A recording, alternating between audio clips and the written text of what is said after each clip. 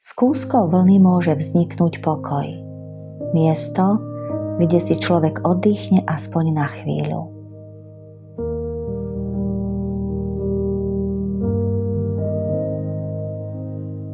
Toto je začiatok jedného plsteného obrázka. Ešte nie je hotový, ale presne to mám na tom rada, ten proces. Najskôr som si vybrala predlohu, podľa ktorej budem pracovať.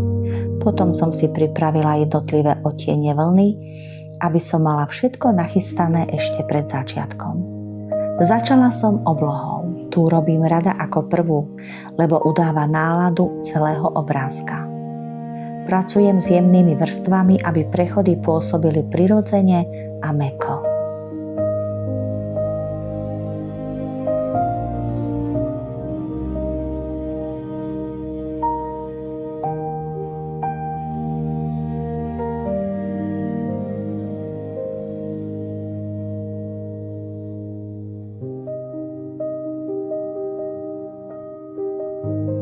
Postupne som prešla do stredu, tam sa začína formovať krajina.